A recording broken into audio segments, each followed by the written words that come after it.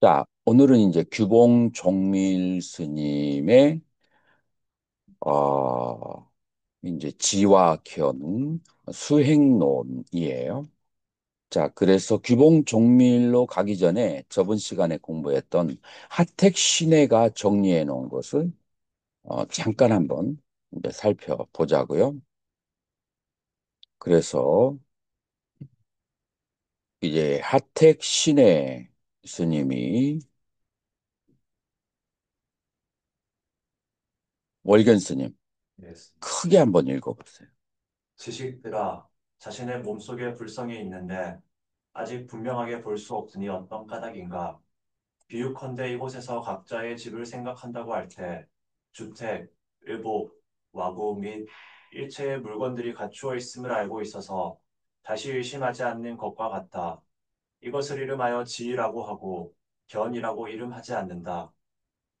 만약 걸어가서 집에 이르러 위에서 말한 물건들을 본다면 즉 견이라고 이름하지 지라고 이름하지 않는다. 그래서 지와 견에 대해서 두 의미의 차이를 분명하게 얘기했어요. 자, 그거를 한번 월견 스님 간단히 정리해서 얘기할 수 있어요?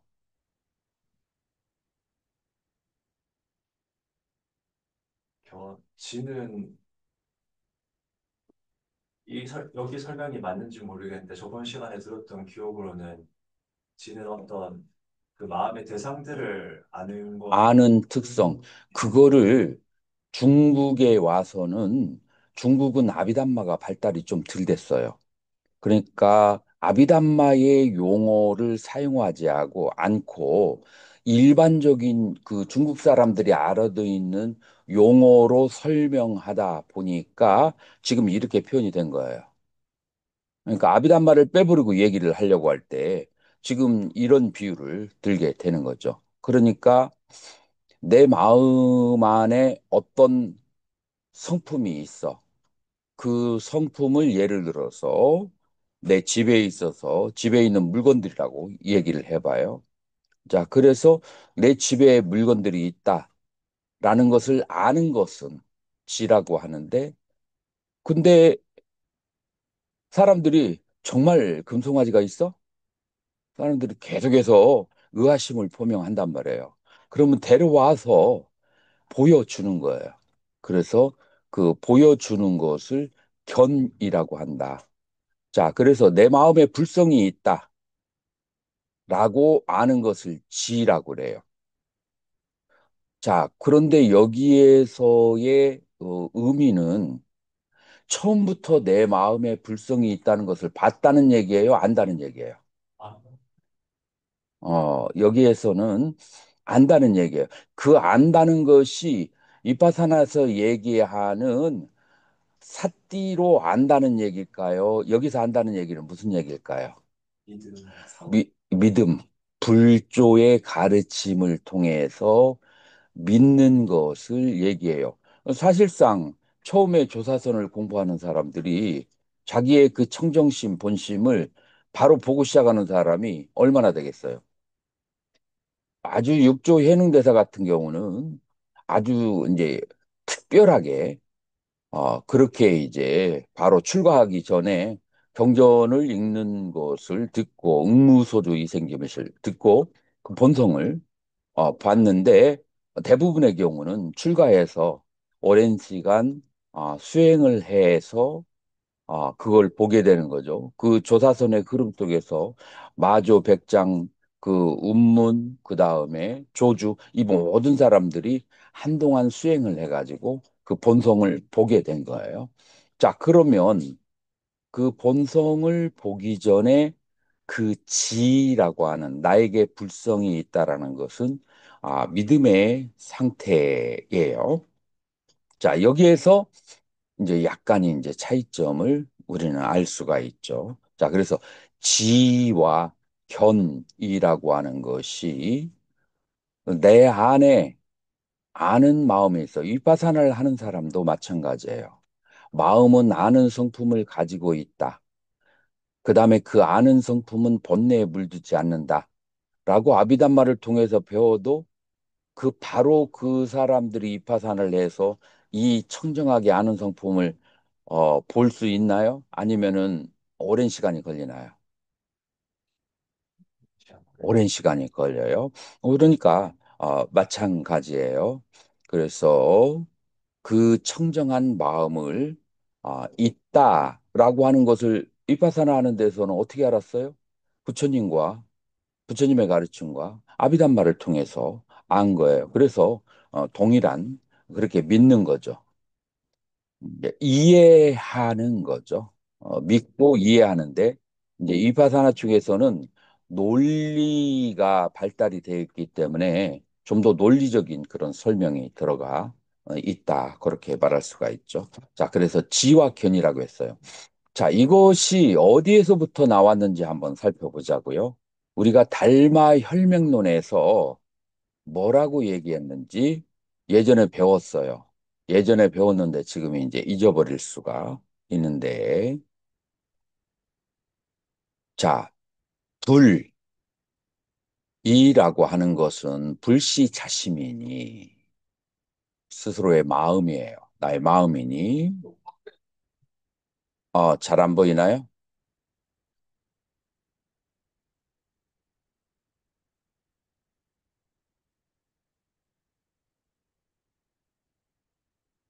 어때요?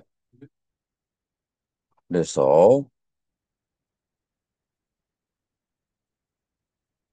그 어리석게 오해하여 예배하지 말지어다. 불이라고 하는 것은 서국어, 인도 말이니 차토, 중국에서는 이르기를 각성이라고 말할 수가 있다는 거예요. 각이라고 하는 것은 신령스러운 지각하는 능력이니 응기전물하여 대상을 응하고 물건을 접하여서 그 눈썹을 올리거나 그 다음에 눈을 깜빡이거나 순모 그 다음에 손을 움직이고 그리고 발을 움직이는 것. 그래서 손과를 움직이고 그 다음에 눈과 눈썹을 움직이고 그 다음에 대상을 접하여서 대상을 아는 작용하는 거.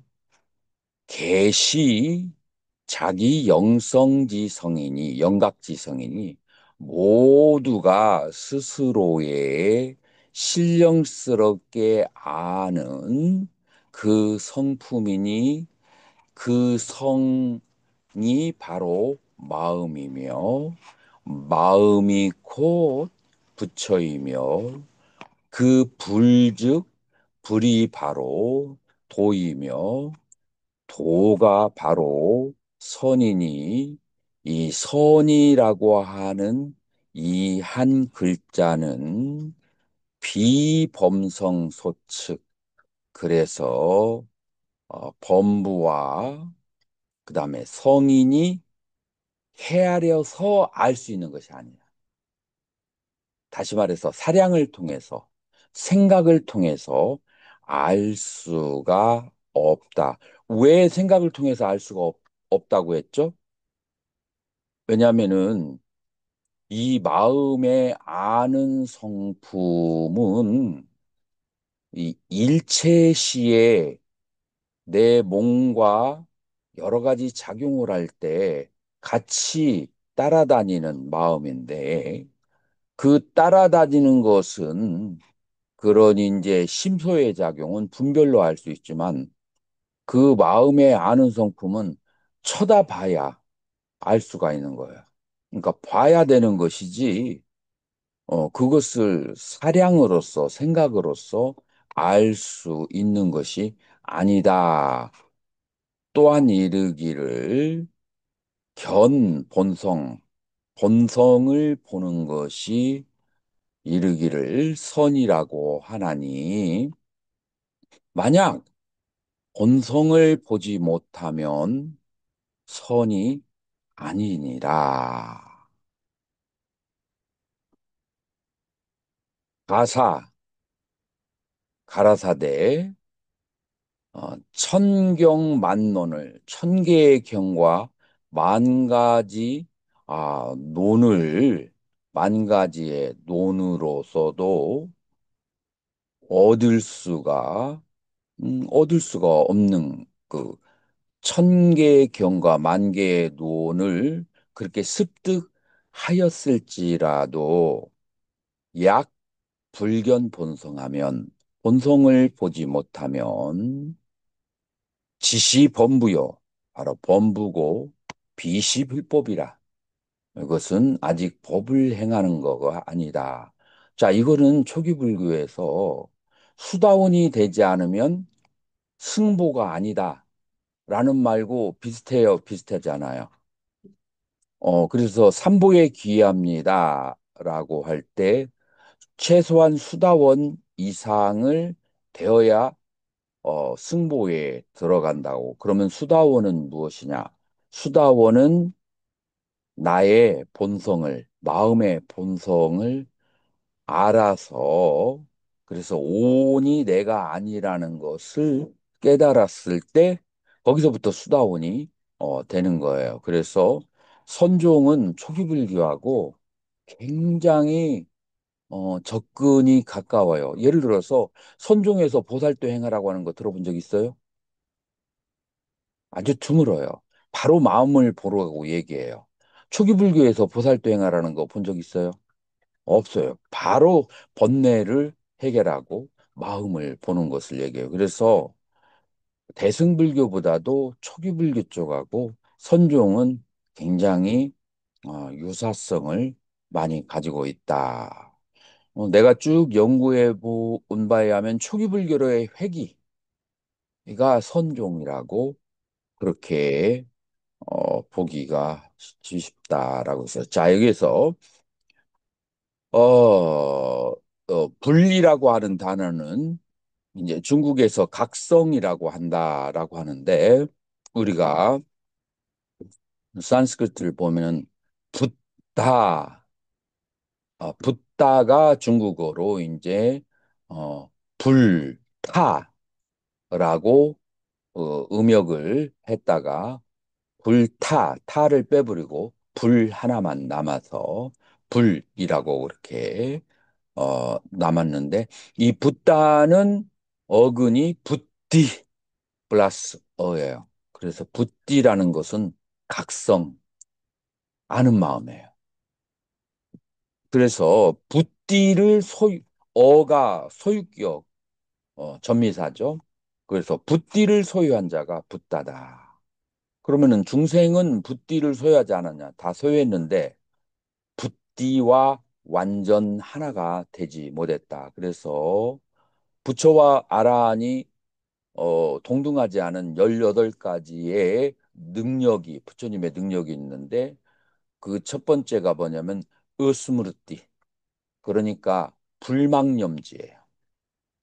여기서 잊지 않는다라는 것은 과거의 기억을 잊지 않는다는 것이 아니라 이 알아차림이 자기의 마음의 본성을 보는 것이 항상 24시간 놓지 않는 상태가 그게 바로 붓다의 큰 능력 중에 하나고 그러니까 이 중국에서 이런 식으로 번역하는 것이 별로 오류가 없어요. 혈맹론에서의 번역이 크게 그 잘못되지 않고 제대로 이 뜻을 번역했다고 볼 수 있어요. 그래서 각성을 바로 이 각성을 아까 하택신에는 이치 아는 성품이라고 그렇게 이제 중국 사람에 의해서 중국의 학자들에 의해서 다시 이제 번역을 한 거예요. 그래서 이 불성이라고 하는 것을 지라고 그 시대의 일반인들이 알 수 있는 언어로 번역을 했다라고 볼 수가 있어요. 음.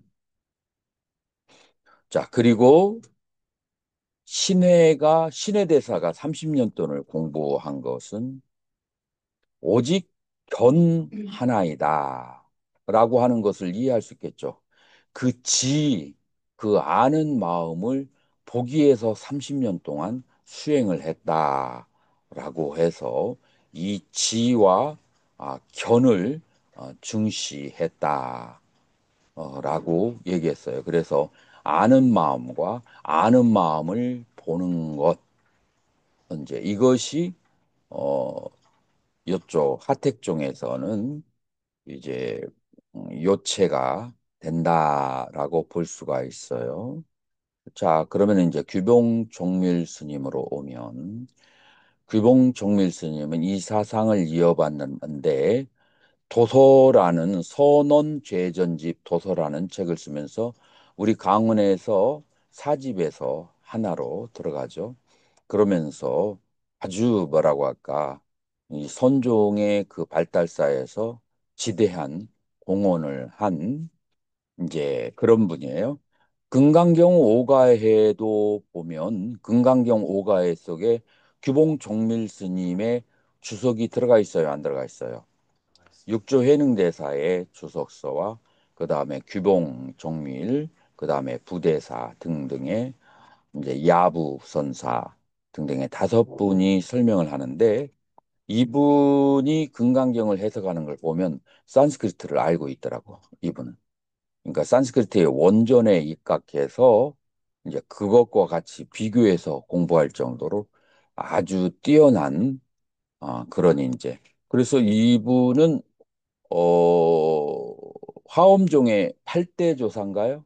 화엄종의 8대 조사이고 그 다음에 선종에서도 조사에서 그래서 선종과 화엄종 양종의 조사로 뽑히고 있는 이제 대단히 뛰어난 분인데 이제 이분하고 홍주종이 지금까지 많은 현대학자들은 과거에 그 송나라와 그 다음에 그 뒷시대에서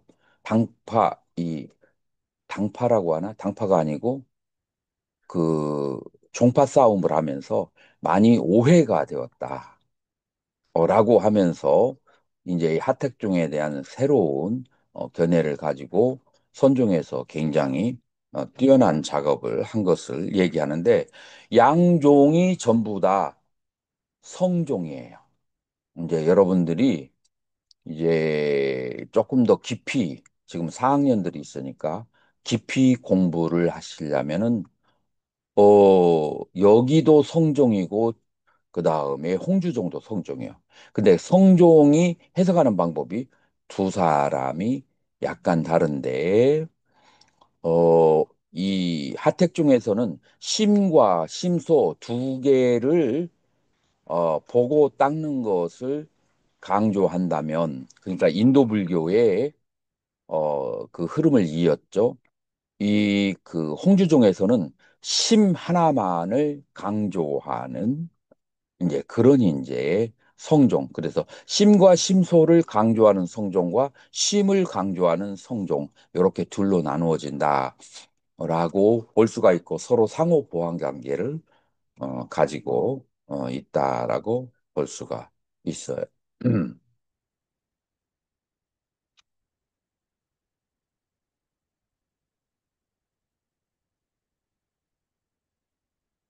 자, 그래서 규봉종밀도 아까 얘기했던 것처럼 지와 견해 사상을 이어 받은 거예요. 자, 지와 견해 사상을 이렇게 이어받았을 때 이제 달마대사가 이제 해가대사에 서로 문답하는 그런 장면이 나와요. 그래서 달마대사는 벽관을 통해서 심소의 작용을 가라앉혀서 저절로 심이 보여지게 하는 그리고 그것이 언제까지 유행하냐면은 삼조 승찬대사도 심소를 가라앉히고 심을 보게 하는 방법으로 그렇게 공부를 했어요. 자, 그 얘가 뭐가 있죠? 증거가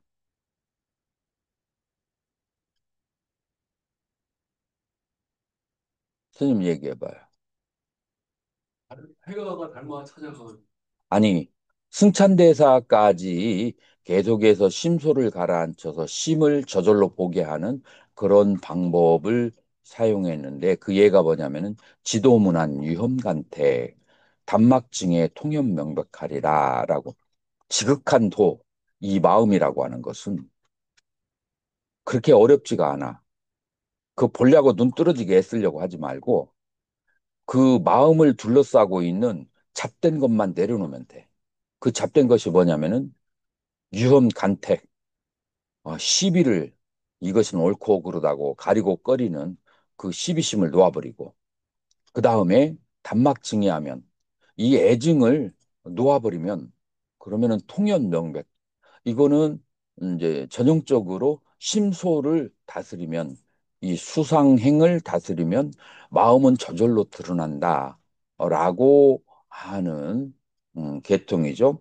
이게 이제 달마대사의 그 벽관 하는 수행이 결국은 이 심소를 어, 면벽을 하면서 심소를 가라앉히고 들뜸을 가라앉히고 가라앉히고 또 가라앉혀서 마음의 본성이 드러나게 하는 그런 방법인데 이제 여기서 이제 구체적으로 뭐라고 대화가 나오느냐 이제 그 반연을 끊는다가 반연이 심과 심소 중에 어디에 속하죠?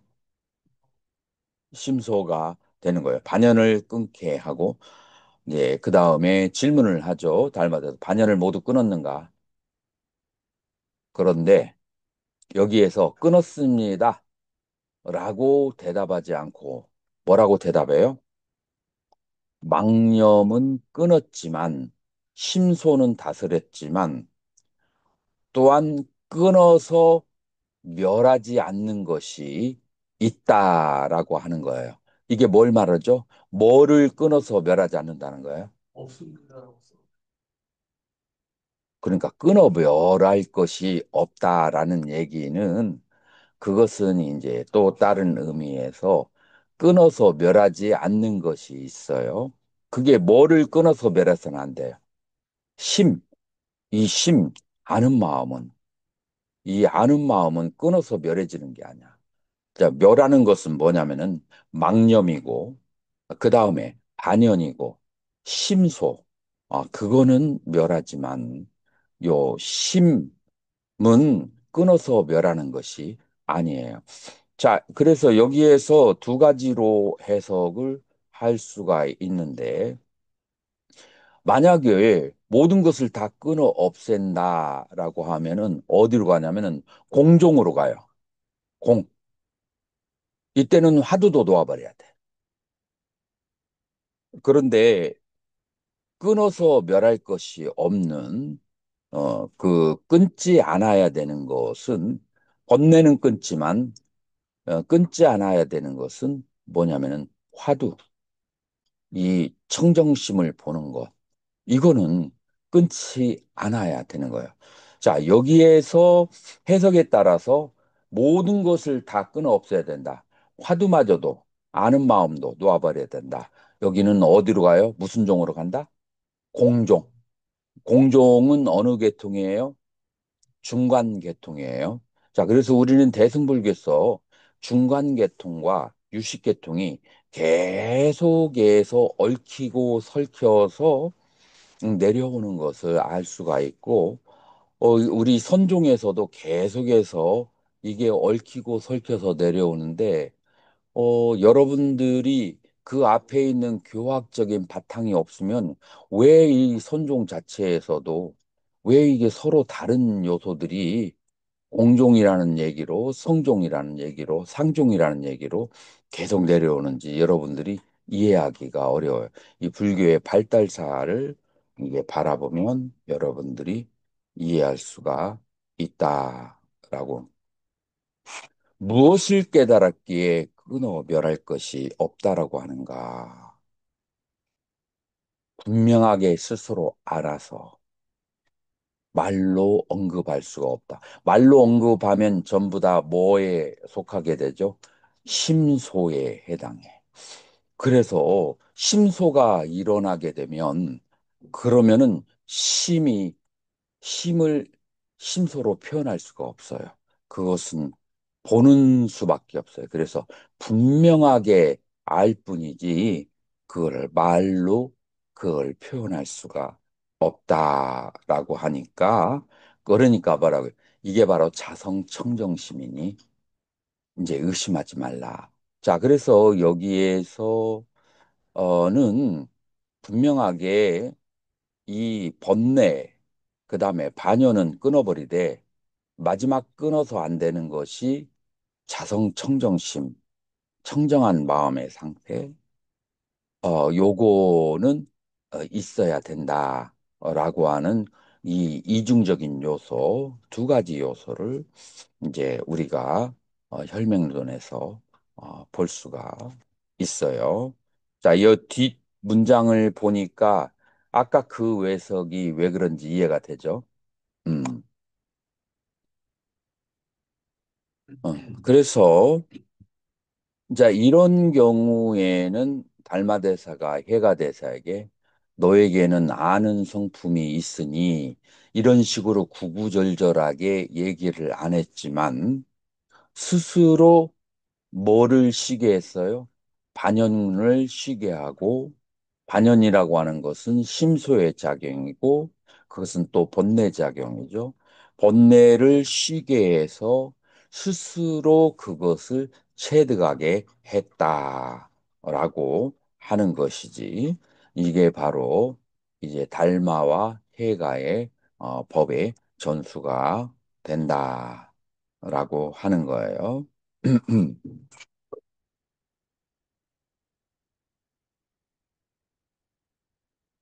자, 여기에서 말로는 표현했지 하였지만 만약에 그 상태를 말로 표현한다면 그것을 지라고 그렇게 말할 수가 이제 있는 거죠. 자, 그래서 이 이제 지라고 하는 것에 대해서 더 강조를 한 것은 이제 중국화된 불교다라고 할 수 있는데 이제 도덕경에서 나오는 현지우연 칭묘지면이라고 하는 그런 구절에 중국 사람들의 기질이 있고 그렇기 때문에 그런 식으로 이 중국 사람들에게 지라고 표현하면 더 알기가 쉽다라고 하는 거예요. 그래서 지지일자는 중묘지문이다. 이 알지자 이 하나가 모든 수행과 깨달음의 묘한 문이 된다라고 그렇게 얘기를 하는 거예요.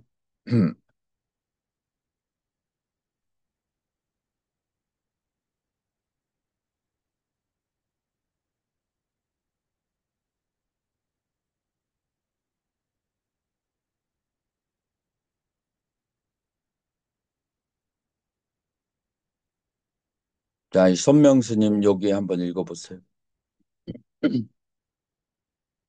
비의 교학적 근거, 대승경전과 구미 제종선문에서부터 파태기설에 이르기까지 진리의 본성은 모두 같아서 무생무멸, 무이무상, 무범무성, 무시무비, 불가설불가증이라고 말했는데 어찌 영지를 설하는가 하는 물음에 대하여 종밀이 답한 것 중에 파택종은 무의무주 또는 불가설 등의 여러 가지 차견의 말들을 공, 적, 지로서 다 섭렵한다. 라고 말하고 적은 실성이 변동하지 않은 것이며 지는 당체가 표현된 것이라 밝히고 오직 이것은 진심본체이기 때문에 처음 발심으로부터 성불에 이르기까지 오직 적이며 오직 지로서 불변부단한 것이라고 강조하고 있다. 자, 이제 여기에 있는 글들이 굉장히 어려워요. 이제 어려운데 쉽게 보면 우리 불교의 발달사로 쉽게 보면은 아주 이제 간단해요. 자, 불교의 가르침을 단 세 가지로 얘기한다면 공이라고 말할 수가 있어요. 자, 근데 그 공이라는 것은 아무것도 없다는 것이 아니냐? 없다는 것이냐? 어떻게 생각해요? 심소의 번뇌 작용, 마음 작용은 봤을 때 이 공에는 그 심소는 아무것도 없어야 돼요. 이제 그게 이제 원래 이제 우주가 발화되기 본성이기 때문에. 근데 그 심소의 그 본성은 없는데 그러면은 마음이 가지고 있는 모든 것이 끊어 없어지는가? 라고 봤을 때 그 심소는 그건 다스려지지만 마음이 가지고 있는 아는 성품은 남아 있어야 된다. 자, 그래서 이 공에 대한 설명이 적과 지로 설명이 되어지는 거예요. 이 공이라고 해서 모든 것이 다 끊어지는 것이 아니고 이 심소의 본내는 고요해지지만 마음의 아는 성품은 활활해야 된다라고 어, 하는 거예요. 자, 그래서 성철 스님께서 이런 말씀을 많이 하시죠. 쌍차, 쌍조 들어봤어요? 뭐가 여기서 이제 흐름을 보면은 뭐가 쌍차예요? 신성과 없어지는 심소. 근데 왜 쌍이라는 말을 썼을까요? 양변, 예, 양변이에요. 왜 양변일까요?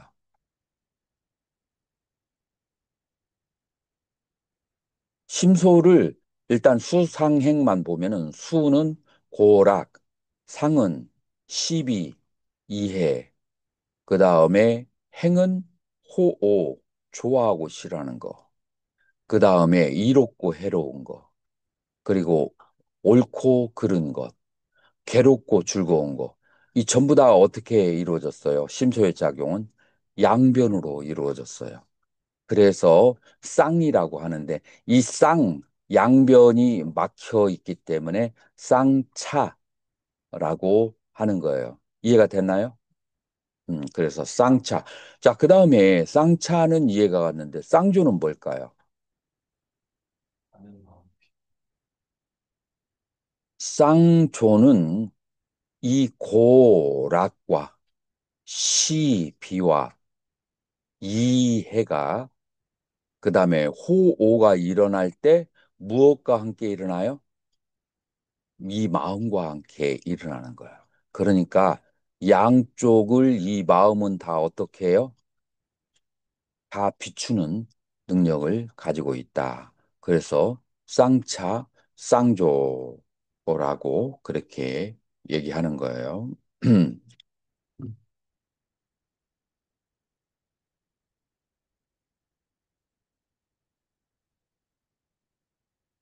이제 또 규봉정밀 스님은 기실론의 교학을 인용해서 그래서 이 지와 견이라고 하는 것을 그것을 해석을 설명을 해주죠.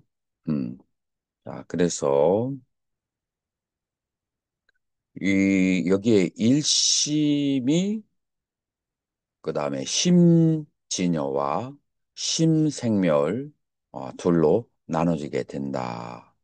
그래서 마음의 진여의 상태, 마음의 생멸의 상태로 둘로 나눠지게 되고 이 진여는 이제 변하지 않는 것이고 이 생멸하는 마음은 인연 따라서 변하기 때문에 그건 상이라고 한다. 그렇게 얘기해요. 자, 그러면은 심진여는 뭐겠고 심생멸은 뭐겠어요? 음, 자, 그래서 이 불변하는 그 심의 이 심을 둘로 나눠 본다면 체와 용으로 나눠서 볼 수가 있다라고 하는 거예요.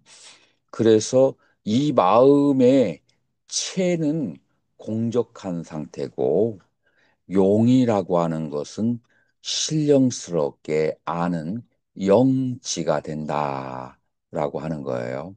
자, 그래서 대상을 보았을 때는 아는 작용을 한다. 그런데 대상이 없었을 때는 스스로 이 마음은 뭔가를 일으키는 게 있을까요? 없을까요? 일으키는 게 없어요. 그러니까 마음은 본래로 공족해요. 공족한데 대상을 만나면 어떻게 돼요? 대상이 거기에 비춰지는 거예요. 대상이 비춰져서 예를 들어서 여기 하얀 구슬이 마음이다라고 한다면 이제 어떤 사람이 빨간 후레쉬, 파란 후레쉬, 그 다음에 노란 후레쉬를 비추면 이 구슬은 어떻게 되죠?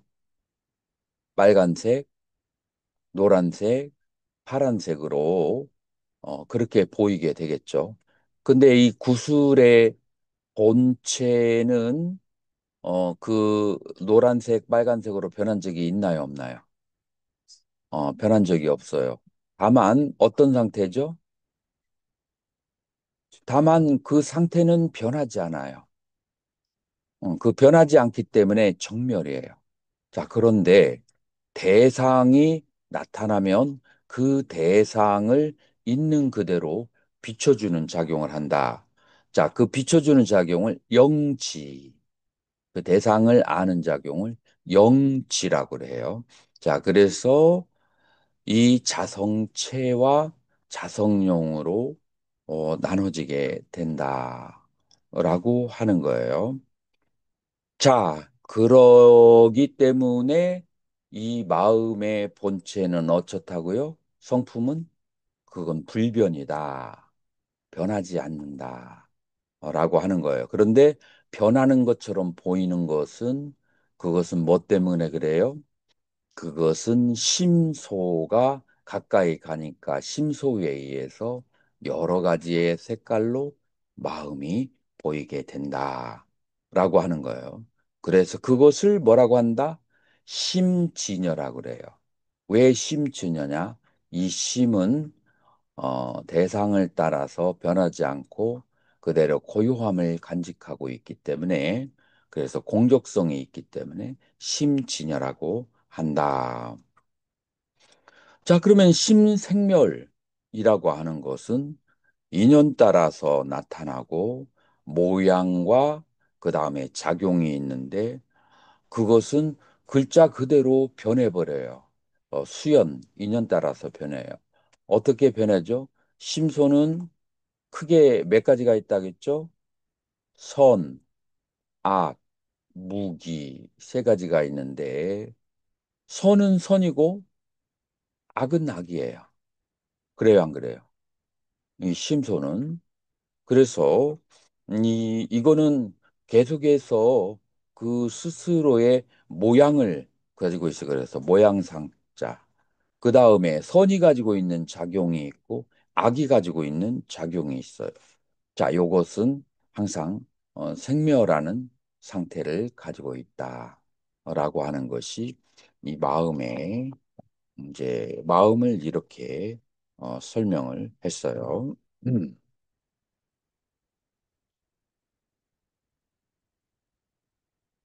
자, 그 다음에 이제 여러분들이 이해해야 될 것은 지혜지자와 알지자와의 관계예요. 음. 그리고 이제 귀봉종밀 스님은 도서에서 공종과 성종과 상종을 얘기해요. 자, 무엇이 공종이라고 했죠?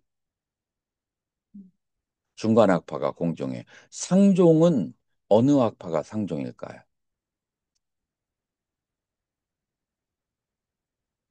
부차 재정을 얘기하는 설일체 유부 학파가 상종이라고 이제 그렇게 얘기를 하는 거예요. 우리가 네, 달라이라마 스님을 한번 만나 뵙고 음, 이제 티베트 불교에서 얘기하는 이제 뭐가 있냐면은 소승은 아공을 모르고 법공을 아공은 되지만 법공은 안 된다. 를 가지고 대화를 해본 적이 있어요. 근데 이제 그 달라라의 스님이 그 얘기를 하는 전거는 전부 다 설일체부야. 초기 불교를 몰라. 그래서 이 초기 불교는 기원전 3세기에 어디로 떠나갔죠?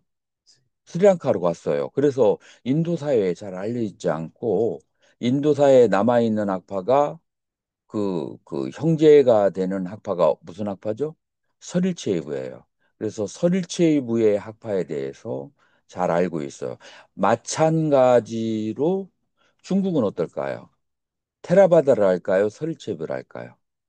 설일체이부를 알아요. 그래서 어, 현장 스님이 스리랑카로 가서 남방불교를 공부하려고 생각을 했어요. 여러분들 아시나요? 마드라스에서 배를 타고 스리랑카로 가려고 했는데 배가 안 떴어. 왜 안 떴어요? 그때 탐이라고 그 다음에 스리랑카하고 전쟁 중이었어. 그래서 전쟁 중이어서 스리랑카로 안 가고 어디로 갔어요? 카슈미르. 그래서 카시미르가 설일체유부의 본거지였어요. 그래서 이 구사론 쪽으로 공부를 하고 남방불교는 공부하지 못한 채 왔다라고 하는 거예요. 그래서 만약에 현장 법사가 남방에 갔으면 지금 현재 세계 불교의 판도는 좀 많이 변할 수도 있었는데 이제 그렇게 돼서 그래서 중국에서나 그 다음에 티베트 불교에서는 남발 불교는 설일체 유부의 그 가르침으로 알고 있다. 그래서 설일체 유부의 가르침을 상종 모양상자 상종이라고 해요. 왜 상종이라고 할까요?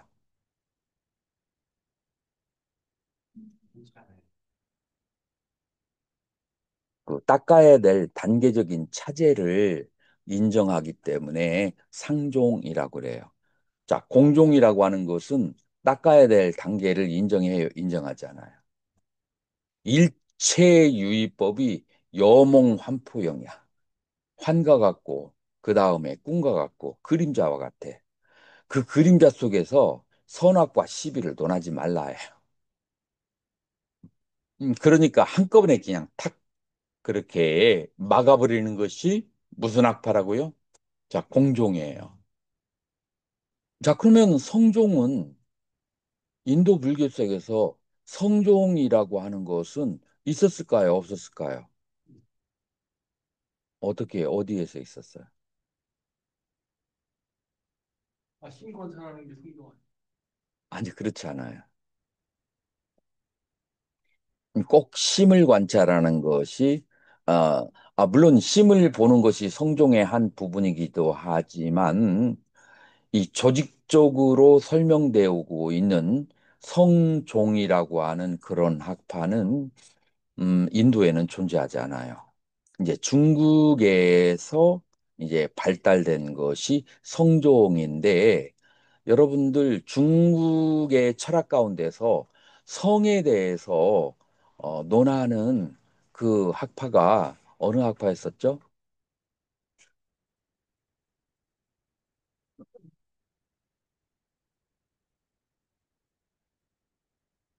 뭐 기억나는 거 없어요? 다 알 텐데. 여러분들 성선설, 성악설, 그 기억 안 나요? 왜 이렇게 조용해? 뭔가 리액션이 좀 있어줘야 될 텐데. 성선설, 성악설 기억나요? 기억 안 나요? 기억나죠? 성선설이 뭐고 성악설이 뭐예요? 나면서 착하다. 인간은 본래 선하다라는 것이 성선설이고, 그 다음에 성악설은 뭐예요? 원래 인간은 본래 악하다라는 것이 성악설이에요. 그래서 이 성품에 대한 연구는 주자의 시대에 와서 더 발달하고, 맹자도 이제 그런 얘기를 하고, 그래서 유교의 발달 속에 이 성품에 대한 설이 굉장히 많이 발달돼 왔어요.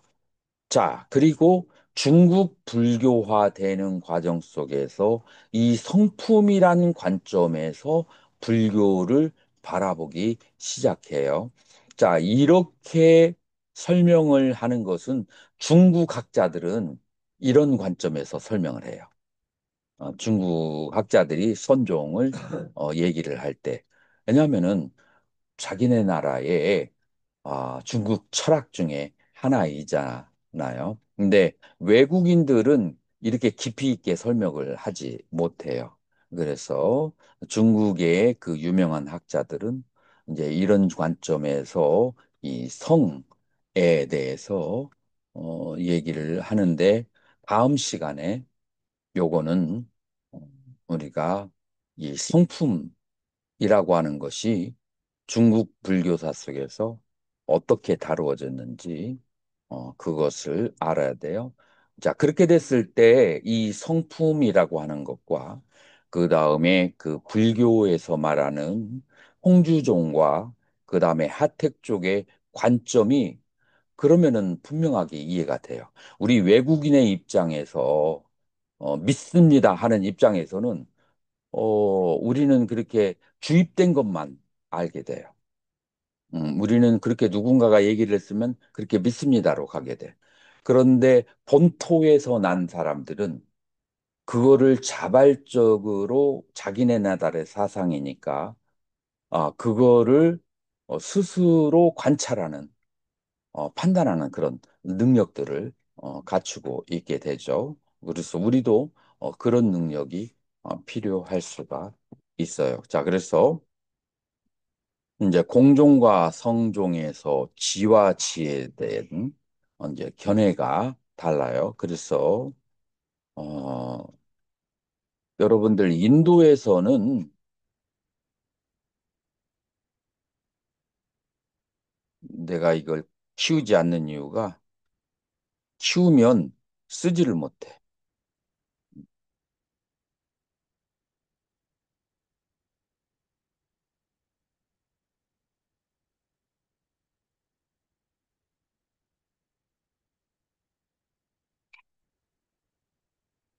자, 인도에서는 이 지와 지에 대해서 뭐라고 그렇게 나와 있느냐면은, 여러분들 지혜할 때 쓰는 산스크리트 용어가 뭔지 알아요? 빠냐. 자, 육지보살이 성취하는 것은 지혜인데 빠냐일까요? 냐냐일까요?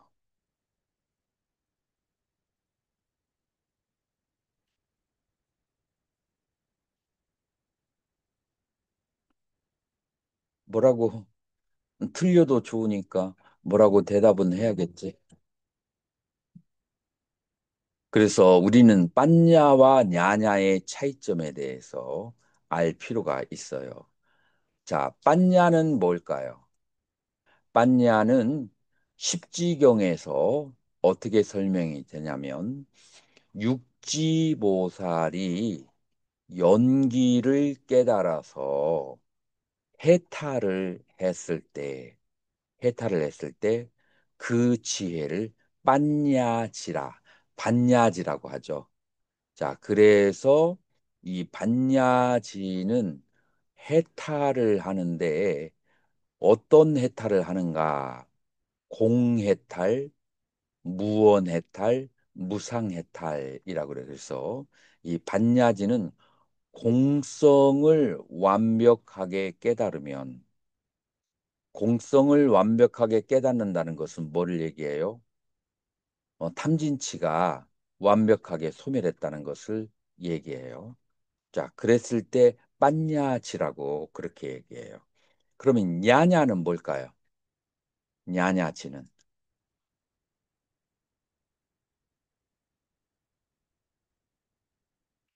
냐냐지는 십지보살이 가지고 있는 아는 능력이에요. 그래서 이 아는 능력은 크게 세 가지로 나눌 수 있는데 시간을 초월해서 알 수가 있어요. 시간을 초월해서 알면 뭐가 될까요? 과거와 미래를 볼 수가 있겠죠. 그 다음에 두 번째로는 공간을 초월해서 아는 능력이에요. 이 공간을 초월해서 아는 능력은 그러면은 뭐를 알 수 있을까요? 공간을 초월하면 북한도 보고, 그 다음에 미국도 보고, 이제 그런 능력이 생기겠죠. 그 다음에 세 번째로는 십계를 초월한 지혜라고 그래요. 십계를 초월하면 어떻게 되죠? 9세, 10세 호상직이 되는 거예요. 자, 9세, 10세 호상직을 설명할 수 있는 사람 한번 설명해 봐요.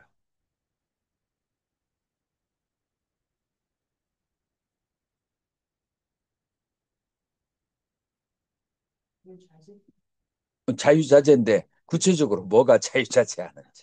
특정한 확률. 9세와 10세가 호상직이라고 하는 것은 내가 인간 세계에 있어. 인간 세계에 있으면서 무엇을 볼 수 있어요? 지옥을 동시에 볼 수 있어. 인간 세계를 보면서 불계를 볼 수가 있어.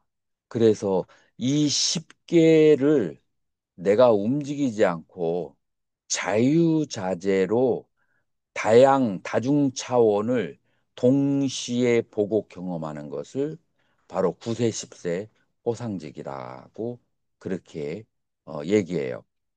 다만 공간뿐만 아니라 시간적으로 지금 현재 있으면서 어디를 볼 수 있어요? 과거와 미래를 동시에 본다. 그래서 이 9세는 과거, 현재, 미래를 지금 현재 속에서의 또 과거, 현재, 미래, 미래에서 과거, 현재, 미래, 과거에서 과거, 현재, 미래 이렇게 합쳐서 몇 세가 되죠? 9세가 되는 거예요. 그래서 9세는 시간을 말하는 거고 10세라고 하는 건 뭘 말하는 거예요? 지옥에서부터 불계까지 10개를 10세라고 그렇게 하는 거예요. 그래서 시간과 공간 그 양쪽을 이 자리에 있으면서 그 양쪽을 동시에 체험하는 것이 그게 뭐라고요? 9세, 10세 호상적인데 그거를 냐냐라고 그렇게 얘기해요. 그래서 빤냐와 냐냐는 전혀 달라요, 같아요. 전혀 다른 거예요. 그래서 빤냐는 모든 드러난 상 속에서 상이 아님을 보는 것이 빤냐고 그 다음에 냐냐는 아무것도 없어 보이는 속에서 모든 존재의 세계를 다 꿰뚫어서 보는 다양성을 보는 것이 냐냐다라고 그렇게 말할 수가 있어요. 자, 그래서 이 빤냐와 냐냐는 둘 다, 둘 다 어떤 상태예요? 범부가 가질 수 있어요? 가질 수가 없어요. 본부가 가질 수가 없는 능력이에요. 음. 근데 이般냐의 공성이라고 하는 것은 빠냐의 공성이라고 하는 것은 새로 만드는 거예요. 원래 있던 거예요. 원래 있던 것을 견한 것이 빠냐예요. 원래 있던 것을 수행을 통해서 견한 것이 빠냐고, 냐냐라고 하는 것은 원래 있었던 걸까요? 아니면은 어, 노력을 통해서 체득하는 걸까요?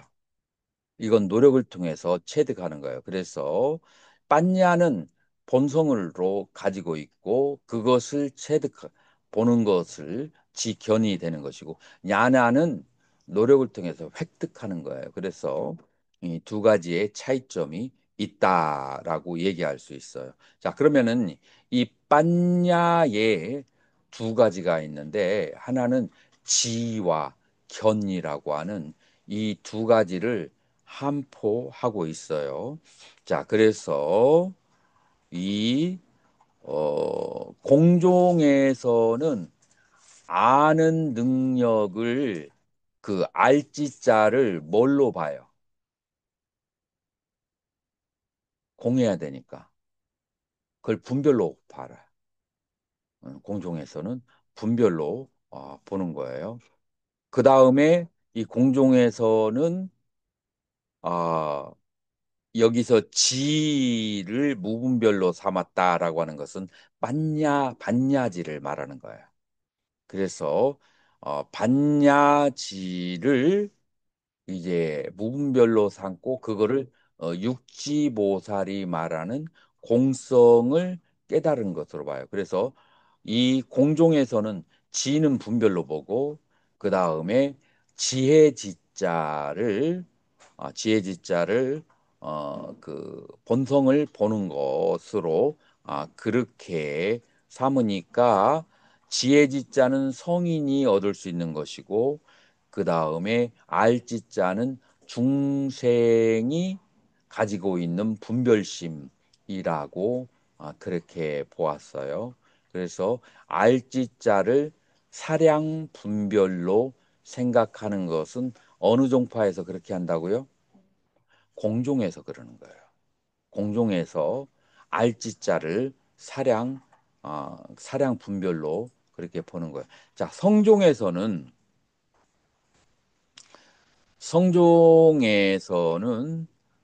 뭐라고 보느냐면은 진리를 증득한 것을 지혜지자로 본 것은 동일해요.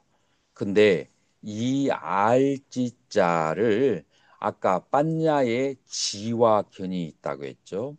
그래서 지는 사람들이 본래 가지고 있는 성품이고 견을 통해서 반야지를 이 공성을 터득한다라고 보았을 때 알지는 모든 중생에 다 두루한 상태, 다시 말해서 범과 범인과 성인 양쪽에 다 가지고 있는 보편적인 성품을 알지라고 그렇게 설명을 그렇게 법절 스님 그 뒷부분 화엄경 한번 읽어보세요.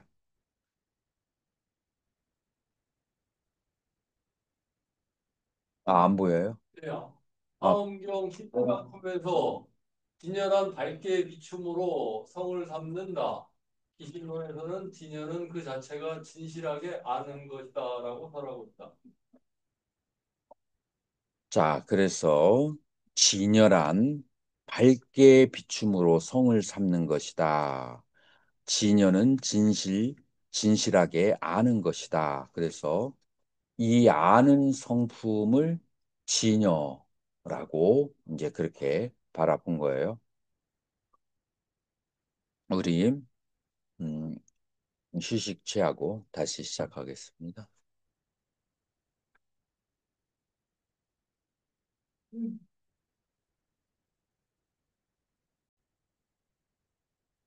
이 중간학파는 일체유의법, 여몽환포염.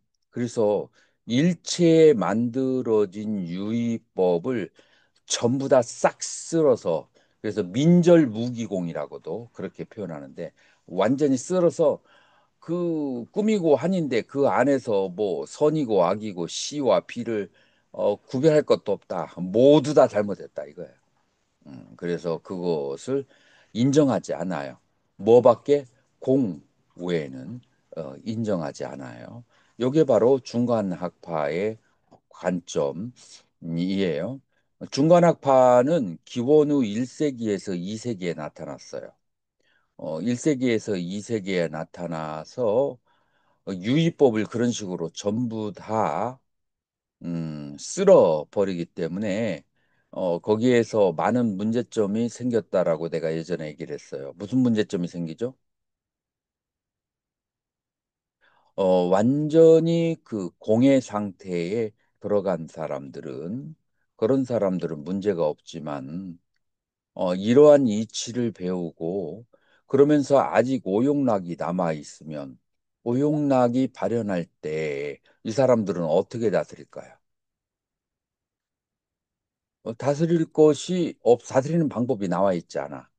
왜냐하면 공이라고 하는데 아무래도 법은 멀고 주먹은 가깝다고. 단순히 공이라고 하는 그런 저기로 어떤 경지에 이르지 않은 사람들은 이 욕망을 다스릴 수가 없죠. 그래서 인도 사회에서 2세기에서 3세기에 막식막식, 막행막식하는 그런 이제 부류들이 나타나기 시작해요. 이제 그래서 이제 그때 마이트리아 미륵보살과 그다음에 또 누구 있죠?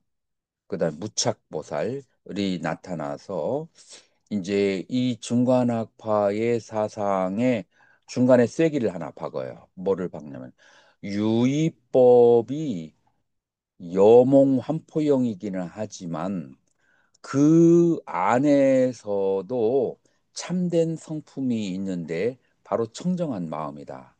자, 그래서 유의법에서 다시 둘로 구분을 해야 되는데 청정한 진여심과 그 다음에 망념을 둘로 나눠서 유의법에서 진여 청정심은 인정하고 그 다음에 망념은 그것은 버려야 된다라고 해서 중간에 사다리를 하나 단계를 놔줬다라고 그렇게 하는 거예요. 자, 그래서 유시각파에서는 어, 망념이 있는 가운데도 그 일체유의법이 허망하지만 허망한 가운데도 이 성품은 이 허망한 가운데도 뭐는 이 그대로 존재하고 있다. 청정한 마음은 존재하고 있다라고 얘기하는 거예요. 그래서 이 청정한 마음을 주장하는 유시학파와 중간학파와 서로 대립이 되는 거예요.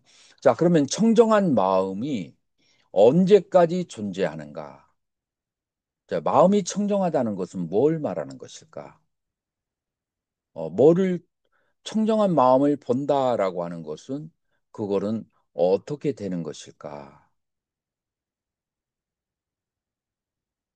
청정한 마음이 있다라고 하는 것은 논리적으로 그렇게 인정을 했지만 그 청정한 마음을 보는 것은 어떻게 해야 되냐면은 망념을 씌우면 청정한 마음을 본다. 그러니까 유식의 적자, 그러니까 유식학파의 그 수행은 기본적으로 누가 이어받았느냐? 누가 이어받았죠? 선사 가운데서 달마에서부터 삼조 승찬 대사까지의 그 수행은 다 무엇이었어요?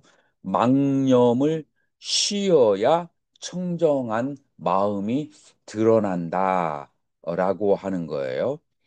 자, 이제 그래서 성종이 둘로 나누어지는데 지금 이 하택종에서는 어떤 입장을 견지하고 있어요? 이 하택종은 청정한 마음을 보려고 하기보다는 뭐를 씌워버리면 망념을 씌워버리면 청정한 마음이 저절로 드러난다. 자, 요 여기는 계보가 있어요. 그 계보의 시작이 어디서 시작돼요? 유식종에서 시작되고 그 유식종을 누가 이어받았어요? 달마대사가 이어받았고 그 다음에 달마대사는 또 해가 승찬, 그 다음에 도신 이런 식으로 해서 이어받았어요. 결국은 5조까지가 망념을 씌워버리고 청정한 마음이 저절로 드러나게 하는데 초점을 주고 있다라고 일반적으로 그렇게 얘기할 수가 있고 그것이 오주에 의해서 어디로 연결이 된 거예요?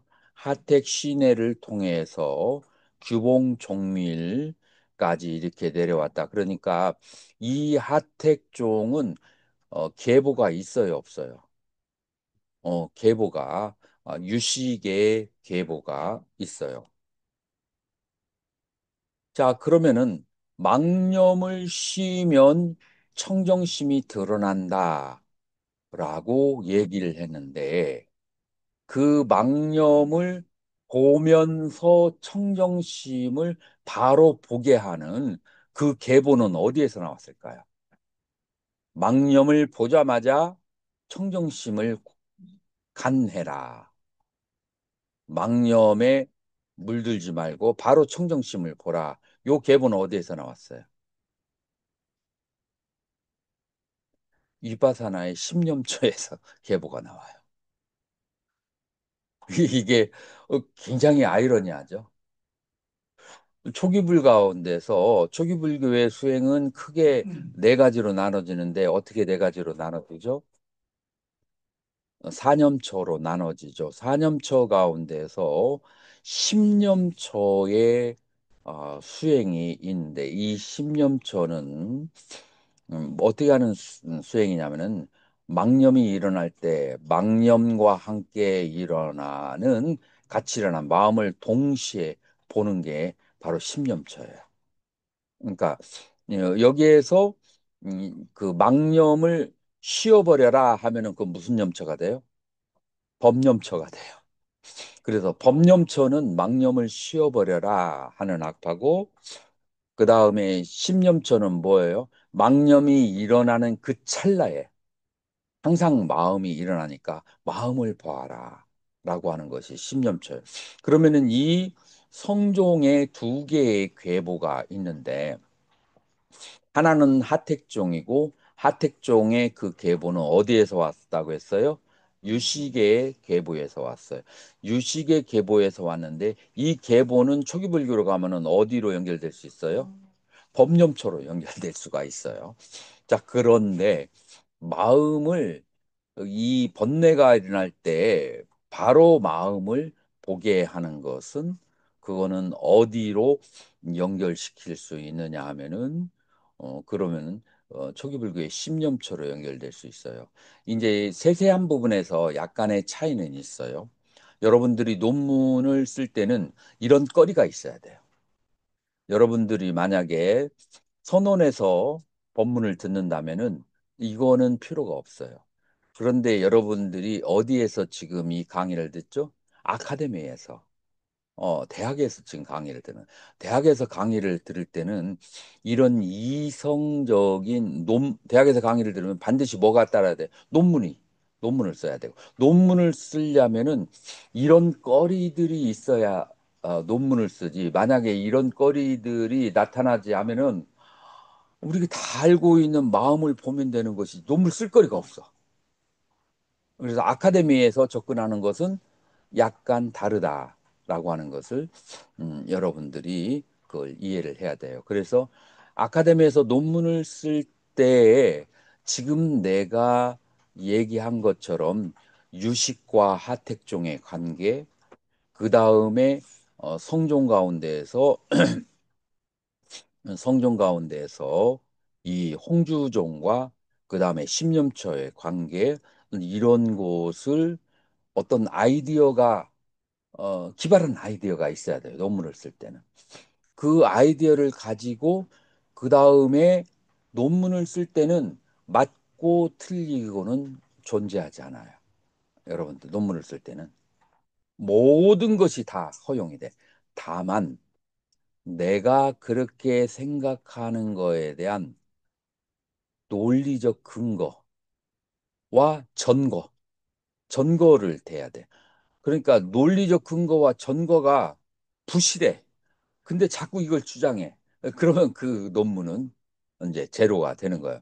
그런데 보통 사람들이 생각하지 않았던 사고방식이야. 그런데 그 사고에 대한 논리성과 그 전거가 확실하고 뚜렷해. 그러면은 학계에서 엄청난 이제 호응을 받게 되는 거예요. 이게 이제 아카데미의 성질이다라고 하는 거예요. 자, 그래서 지금 내가 얘기했던 것들을 여러분들이 별로 많이 안 들어봤을 거예요. 그래요, 안 그래요? 네. 어, 그런데 이런 이제 생각이 나올 수 있으려면은 뭐를 해야 되느냐면은 빨리와 산스크리트어로 이 불교 공부를 텍스트를 다 읽어본 사람이 그다음에 남방불교와 유식의 수행을 어느 정도 한 사람이 그런 사람이 선까지도 오랜 세월 동안 해본 사람이 지금 이제 이런 생각을 어, 일으킬 수가 있고 그런 거예요. 그렇기 때문에 여러분들이 이런 생각을 잘 키워 나가면 결론은 어디에 이르냐면은 모든 여러분들 서유기에 그거 있잖아요. 오공이가 근둔을 타고서는 이 부처님의 손에서 10만 8천리로 막 날아가잖아요. 그래서 오줌을 싸고 돌아왔는데 보니까 그 오줌이 어디에 있어요? 부처님 가운데 손가락에다가 오줌을 부처님의 손을 벗어나지 못한다. 그래서 불교에 있어서 만법이 드러나고 만종이 나오지만 석가모니 부처님의 가르침에서 벗어나지 못해요. 다만 문제가 되는 것은 초기 불교를 오랫동안 한 사람도 이 초기 불교의 이런 신념처라든지 신념체의 수행이 이런 수행인지를 모르는 사람이 많을까요, 적을까요? 초기 불교를 하는 사람도 신념처가 이런 게 있는지를 모르는 사람이 허다해요. 그래서 이제 그 서로가 오해와 오류가 있는 것이 된다라고 볼 수가 있어요. 자, 그래서 이제 우리는 그 뿌리를 타고 이렇게 서로 내려오는 것을 그렇게 볼 수가 있고요.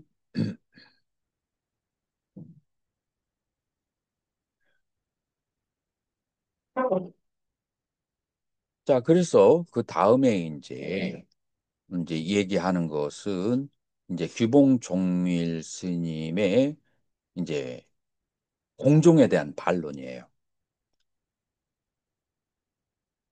공종에 대해서 만약에 이 불성에 이 지혜의 성품을 가지고 있지 않고 수행을 봄을 통해서 그 지혜의 본성, 불성을 체득하는 것이 없다면 지와 견이라는 것이 없다면 무슨 성품을 우리가 불성이니 성품을 그렇게 논할 것이고 그 다음에 불생불멸이라는 그런 말은 어디에다가 써먹을 것이냐라고 얘기하는 거예요. 성품이 있고 그 다음에 그 성품이 아는 성품이고 이 아는 성품은 그건 생과 멸을 초월하고 있다라고 해야 반야신경에서 말하는 불생불멸이라는 것이 우리는 이제 합당하게 이해할 수 있다라고 이제 귀봉종밀 스님은 그렇게 본 거예요. 이제 물론 이제 이분이 얘기하는 불생불멸에 대해서 할 말이 있을 사람이 있어요. 여기에 이제 다른 이제 이론을 제기할 수도 있지만 우리가 그거는 여러분들이 이제 대학원에 들어가서 깊은 곳에 들어가고 지금 학부에서는 이제 이 정도로 소개받는 거에서 만족하는 것도 괜찮아요. 그래서 이제 귀봉종밀 스님 눈앞의 존재를 아는 것, 이 아는 것이 바로 심성이고 이 심성을 지라고 한다라고 하는 것이 요거는 우리가 뭐 1년 전에 배웠던 달마 혈맹론의 얘기가 그대로 반복되고 있는 거예요. 이것은 규봉 종밀 스님의 새로운 아이디어라고 할 것도 없어요. 그 혈맹론에 나와 있는 가르침을 그대로 인용을 그렇게 하는 거예요. 그래서 이 지라고 하는 것은 정멸과 체와 용으로 나눠지는데 체는 정멸이라고 한다면 대상을 봤을 때는 대상을 알고 비추는 그런 능력을 가지고 있는 이런 이제 이런 양쪽이 있다, 양면이 있다라고 하는 것을 도서에서 이제 구구절절하게 설명하고 있는 거예요. 자, 이거를 우리는 이제 구리거울의 입장에 비유를 했어요. 지용스님 한번 읽어보세요. 지- 지사상 최상문과 연기 종밀은 이러한 입장을 우리 거울에 비유하여 설명하고 있다. 진심의 본체에는 두 종류의 용이 있다. 하나는 자성 분용이고 또 하나는 수연 응용이다. 우리 거울에 비유하여 보면 우리 거울의 바탕이 자성체 구리 거울의 밝음이 자성용 구리 거울의 밝음에 비춰진 영상이 수연용이며 비치는 영상은 연을 대하면 곧 나타난다. 우리 거울의 표면에 비틀한 영상은 천차만별이지만 비추는 작용은 자성의 본래 작용이기 때문에 항상 비추며 비추는 작용은 언제나 변함이 없다. 항상 고요한 마음은 자성체에 비유되며 항상 치하는 마음은 자성용에 비유되며 이것이 말하고 분별 동작을 향하면 수연 동용이 된다. 자, 그래서 이제 구리 거울을 이제 요즘에는 구리 거울이 아니고 무슨 거울이 있죠? 유리 거울이 있죠. 이제 유리 거울을 가지고 얘기해도 돼요. 유리 거울의 바탕은 이제 자성체라고 하고 그 다음에 유리 거울이 어두워 버리면 그러면 대상을 비춰주지 못하죠. 그래서 일단 밝은 상태가 자성용이라고 한다면 그러 다음에 이 밝음에 비춰진 영상을 수연용이라고 한다. 자, 비춰진 영상 수연용은 이제 아비담마의 용어로 전환하면 뭐가 되죠? 마음에 비춰지는 대상은 뭐가 되죠?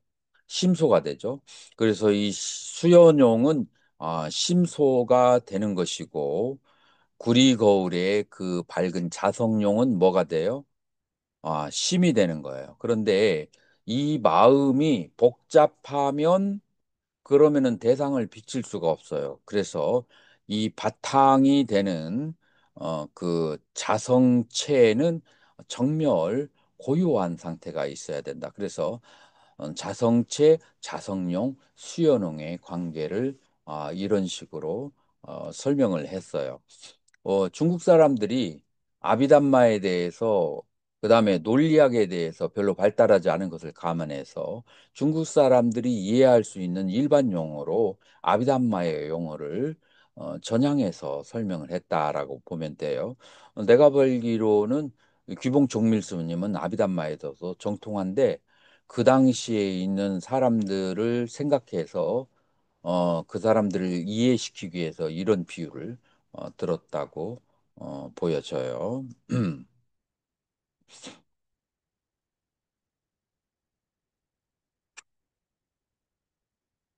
자선용이랑 자선용이랑 어떻게 차이가 있어요?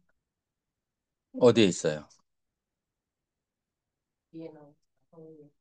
여기에 본용이 있나요? 네, 자선 아, 두 종류의 용이 있는데 하나는 자성의 본래 용이고 또 하나는 이제 수연 응용이다라고 하는 이제 그것이죠. 이 자성 본용이 바로 정멸, 이 고요함이에요.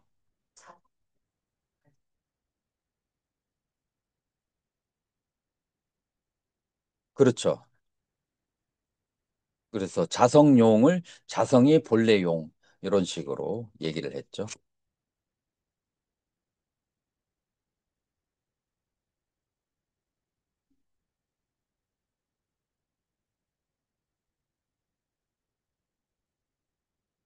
자, 요거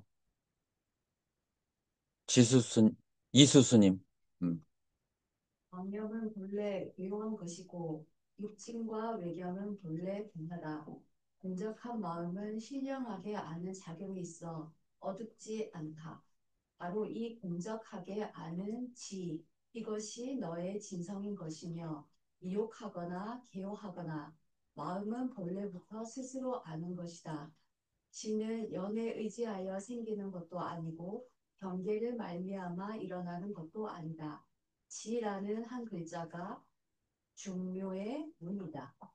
자, 여기에서 여러분들이 오해할 수 있는 단어가 있어요. 뭐냐면은 지는 연에 의지하여 생기는 것도 아니고 이 말을 들으면 심과 심소는 서로 동시에 일어나고 동시에 사라지고 같은 근을 가지고 있고 같은 대상을 향하고 있다라고 하는 거하고 지는 연에 의지하여 생기는 것도 아니고라는 말이 서로 모순되게 혹시 느껴지나요? 그러면은 이해력이 좀 부족한가? 뭐냐면은 여기서 말하는 것은 이 아는 성품은 심소 때문에 아는 성품이 생긴다는 게 아니에요. 아는 성품은 본래 있는데 다만 이제 거울에 대상이 비춰지면 그러면 그 대상을 이제 비춰주게 되는 거예요.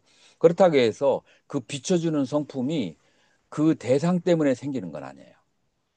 본래 가지고 있다. 그런 얘기예요. 그래서 그런 의미에서 연에 의지하여 생기는 것도 아니고 경계를 말미암아 생겨나는 것도 아니고 경계에 대해서 일어나긴 하지만 경계 때문에 이 지가 새로 생겨나는 것은 이제 아니다라고 하는 거예요. 그래서 이 마음이 본래 스스로 아는 성품을 가지고 있다. 이걸 강조하는 거예요.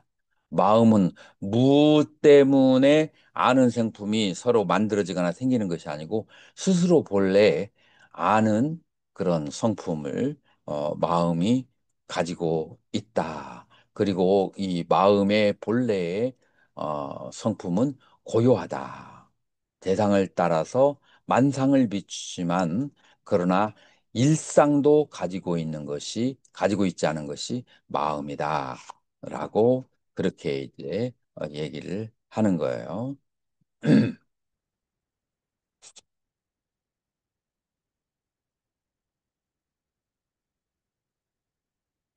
자, 현밀 스님,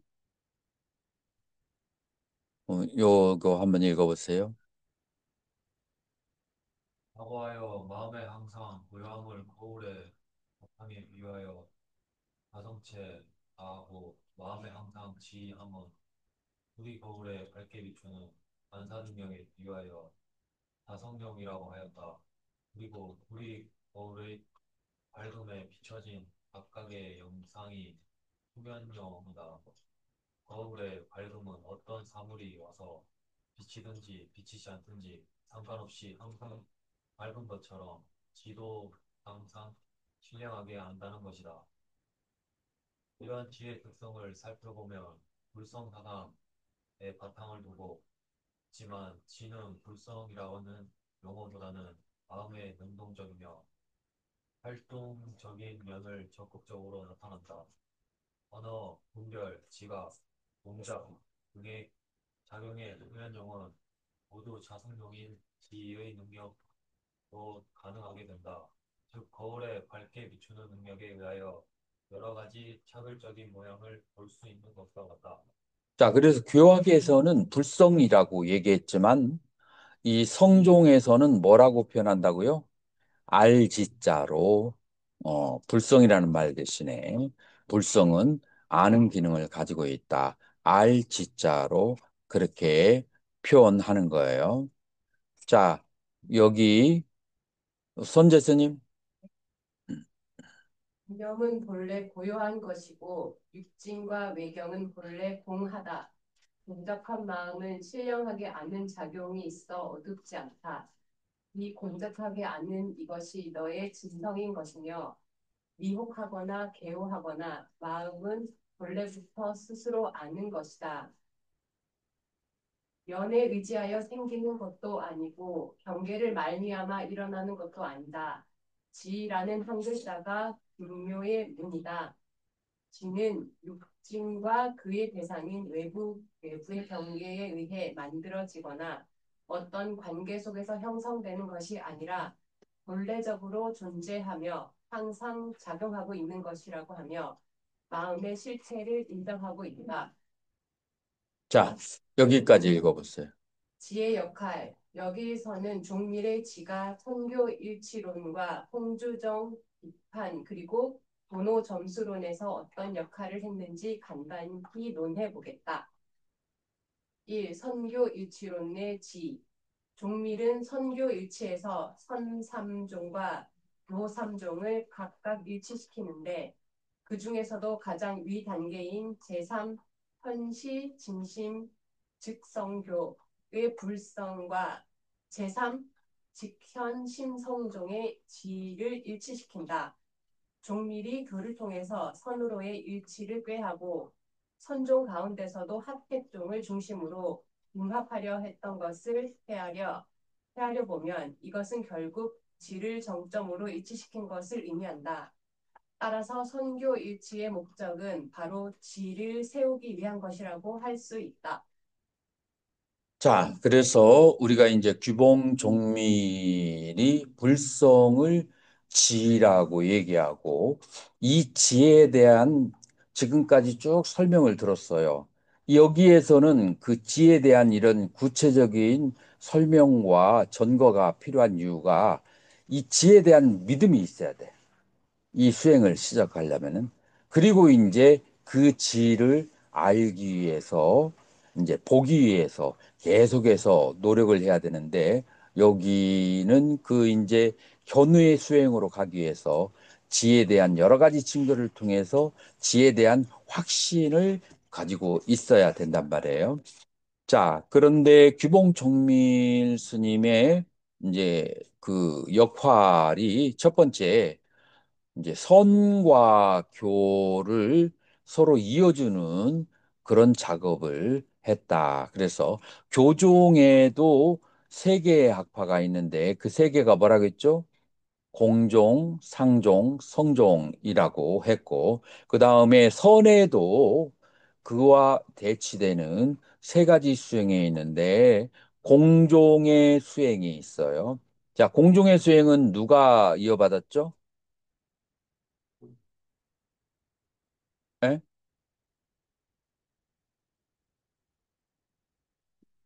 영가 현각 스님이 교종의 수행의 영향을 많이 받았죠. 그래서 아니 공종의 수행을 영향을 많이 받았고 그 다음에 그 상종의 수행은 누가 영향을 받았죠? 신수 그 신수대사의 그 수행이 상종의 영향을 받았다고 할 수가 있고, 자, 성종의 영향은 지금 얘기했던 하택종과 그 다음에 홍주종이라고 할 수가 있어요. 자, 그래서 이 세 개의 선종과 그 다음에 세 개의 교종을 서로 이제 논리적으로 묶는 그런 역할을 선교인치론을 했다는 것이 기봉 종밀 스님의 이제 커다란 업적이 될 수가 있고, 그 다음에 이제 두 번째로 이제 규봉 종숙밀 스님은 홍주종 비판 여기에 대해서 이제 굉장한 영향을 미쳤다라고 그렇게 볼 수가 있어요. 자, 그래서 여러분들은 일단 배우는 입장에서는 객관성을 유지하는 것이 좋아요. 이 규봉 종밀 스님의 비판이 정당한가, 객관성이 있는가, 논리성이 있는가, 요거를 한번 이제 자세하게 생각을 해야 돼요. 자, 우리 송 교수님. 동밀은 도서에서 선교 일치를 주장하면서 홍주종을 하택종과 같이 직현심성종으로 분류하지만 승습교에서는 홍주종을 비판하고 하택종의 우세함을 주장한다. 즉 감조의 극한됨에 대한 비판 표현문과 묘유, 묘유의 거래에 대한 비판, 자성룡의 거래에 대한 비판, 현량형의 거래에 대한 비판 등을 한다. 홍주종을 비판한 이유는 홍주종에는 하택종과 같이 심체를 직시하는 지가 빠져 있기 때문이라고 한다. 곧 사물을 지시하지 못하고 언어 동작으로 불성의 존재를 추측하여 헤아리기 때문에 직접 체험이 결여되었다고 비판하는 것이다. 자, 계속 여기까지. 동밀은 도노 점수가 모든 현상이 행한 자치이고 깨달음을 얻기 위한 가장 올바른 길임을 표방하였다. 또 하택은 반드시 도노를 먼저 하고 그 오에 의하여 수한다고 하여 하택종의 수중노는 도노수라는 것이 경일의 주장이다. 이것은 도노에 의하여 영지를 개발하고 그 깨달음을 발판으로 다생의 습기를 제거해 나가는 과정이 필요하다는 것을 말한다. 여기서 도노는 해오를 의미한다. 곧 처음에는 해오하고 이 깨달음을 의지해 수행하기를 권하고 있으며 영지의 도노는 점수의 전체 조건으로서 반드시 요구된다. 따라서 지를 도노하지 못한 상태의 수행은 인정되지 않는다. 자, 그래서 이제 하태종을 따르는 규봉 종밀 스님은 무엇을 주장하냐면 도노 점수를 주장한다. 이제 이게 특징이에요. 그리고 홍주종은 도노 돈수를 주장하죠. 이제 그런 측면에서 이제 비판을 이제 하택 스님은 한다라고 하는 거예요. 자, 그러니까 마음의 성품을 보고 난 다음에도 그 다음에도 닦아야 될 여러 가지 본내들이 있다라고 하는 거죠.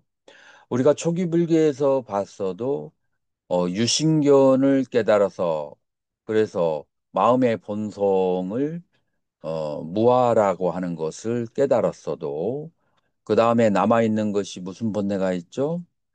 10가지의 족쇄 중에서 7가지 족쇄가 남아있고 그것을 사다함, 아나함, 아라한이라는 단계를 거쳐가면서 그런 수혹 혹은 심소를 닦아 나가는 과정이 이제 필요하다. 라고 이제 하는 것처럼 이제 이쪽 학파에서는 마음의 본성이 있다라는 것을 그것을 믿고 그 다음에 수행을 통해서 그것을 보았어도 그 다음에 나머지의 심소 그 다음에 수옥은 계속해서 닦아 나가서 그 수옥이 다 닦아져야 그래야만이 번뇌로부터 완전히 자유로운 참된 그 청정심을 볼 수가 있다라고 이제 그렇게 얘기하는 거예요. 일면으로 우리는 이것은 유식의 수행하고도 연결이 되고 일면으로 이것이 어느 정도 이해가 되나요? 이 입장이? 도노 점수의 입장이 이해가 돼요. 자, 그런데 돈수의 입장에서는 이 말을 받아들일 수가 없다라고 하는 거예요. 그 이유가 뭐죠?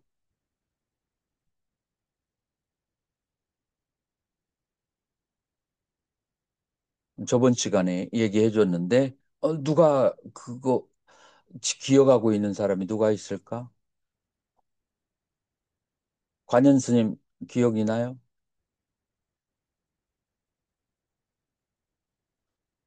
기억 안 나요? 이제 돈수의 이제 입장에서는 뭐냐면은 심죽불이에요. 마음이 붙자. 그래서 마음을 보는 것이 중요해. 그리고 이 마음은 선을 행하나 악을 행하나 항상 따라다니고 항상 잠을 잘 때나 그다음에 꿈을 꿀 때나 24시간 우리와 함께 하고 있어요. 그래서 이 마음을 이제 계속 바라봐야 되는데 이 마음을 이 홍주 중에서는 믿음을 통해서 이해하는 것은 깨달음이라고 보지 않아요. 그래서 그거는 아직 이제 접근을 못한 상태예요. 깨달음이라고 하지 못해. 근데 어, 그 마음의 청정한 마음을 보면, 청정한 마음을 보면, 그것이 깨달음이고, 그 다음에 이 청정심, 이 하나만을, 그걸 불이라고 인정하고, 나머지 심소는 실체가 없다라고 보기 때문에, 그러기 때문에 무수이수, 그러니까 닦는다는 개념 없이 닦여지는 상태를 추구하는 것이 돈수의 학파예요. 자, 이 돈수가 둘로 나눠져요. 그래서 성철 스님 같은 경우는 중간 단계를 깨달음으로 인정을 해요, 안 해요? 중간 단계를 인정하지 않아요.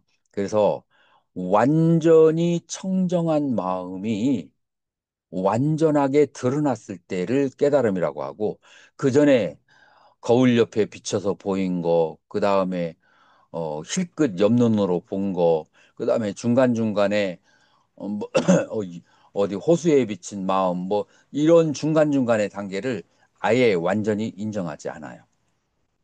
그리고 언제를 인정해요? 완전히 청정한 마음을 달같이 청정한 마음을 봤을 때만 깨달음이라고 해서 중간 단계를 인정하잖아요. 자, 그러면 그 상태는 무엇으로 말할 수가 있나요?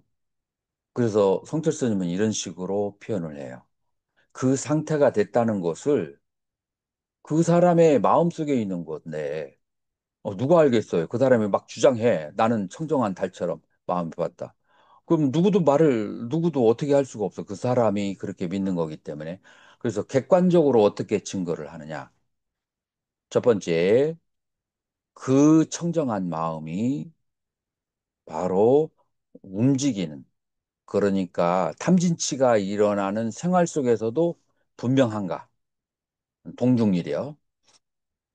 그 다음 단계에 이 청정한 마음이 깊은 잠에 잘 때도 잠에 완전히 빠지지 않고 청정함이 달처럼 계속 유지하는가. 그 다음에 세 번째, 꿈을 꿀 때도 이 청정함이 이 대상과 함께 작용을 하는데도 이 청정함이 그대로 존재하는가. 라고 해서 동정이려, 그리고 몽중이려, 숙면이려 라는 단계를 다 거쳐서 보이는 마음이 그게 청정심이다. 그래야만이 도노돈수라고 할 수가 있다. 라고 얘기하는 극단적 도노돈수파가 하나 있고요. 그 다음에 이제, 그러면은 이제 지금 꿈속에서나 숙면 속에서 이 청정한 마음이 화두가 들리지 않으면 그 이전에는 아무도 내가 마음을 보았다. 라고 입을 떼지를 못하는 상태예요. 그러나 두 번째 상태의 도노돈 수학파는 이렇게 얘기해요.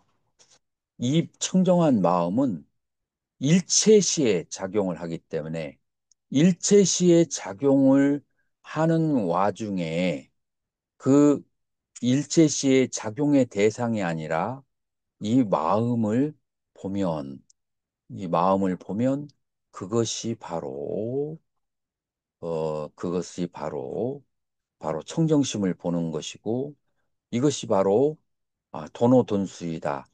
여기서 말하는 도노돈수는 마음을 보는 것 외에는 또 다르게 번뇌를 닦을 것이 없다라는 의미에서의 도노돈수예요. 두 개의 그 도노돈수의 의미가 약간 달라요, 안 달라요?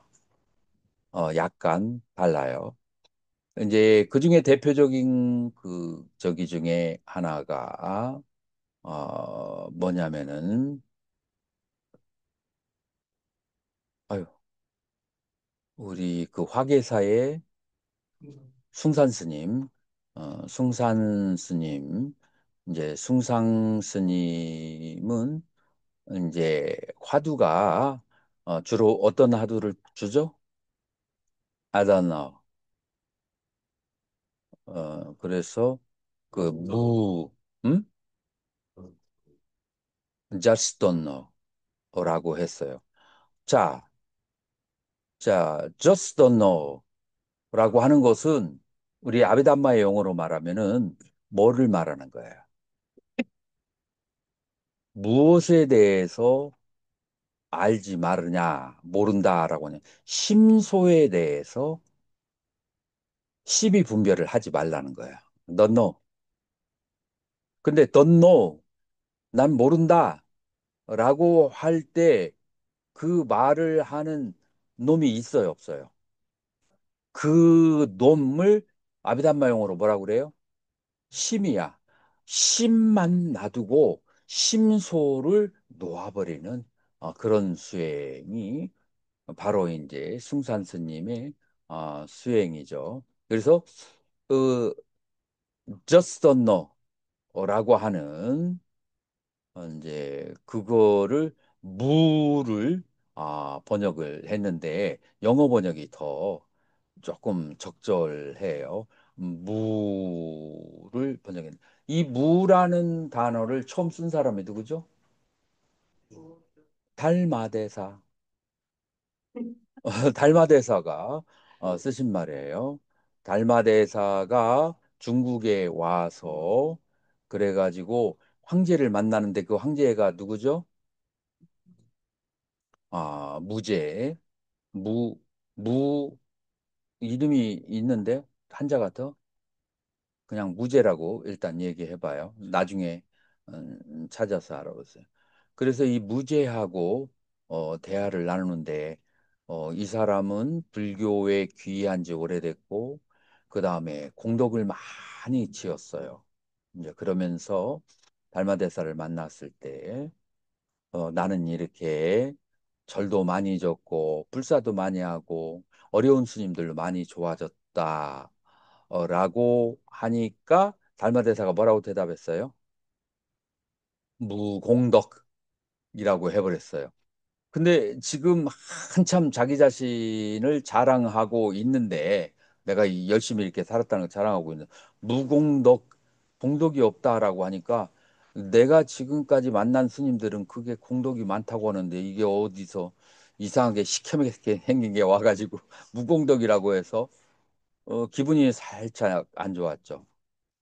넌 누구냐? 그럼 너 어디서 공부했는데? 라고 이제 달마대사를 향해서 물어봤죠. 그대는 누군가? 그러니까 뭐라고 대답했죠? 불식이라고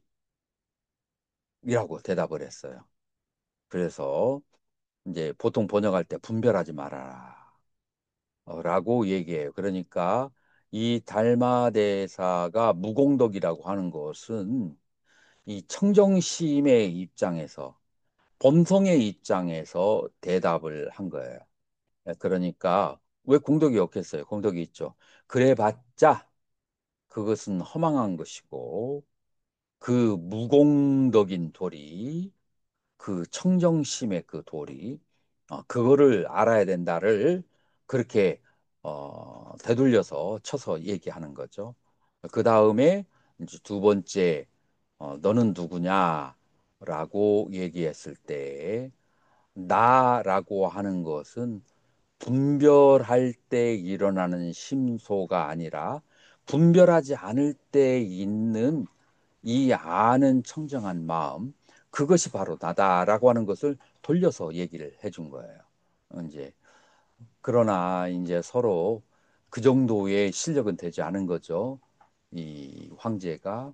자, 여기에서 불식이라고 하는 말을 숭산 스님은 just don't know 라고 얘기한 것인데, 자, 이 불식이라고 하는 것을 여러분들이 심과 심소의 관계로 이해하면은 좋다.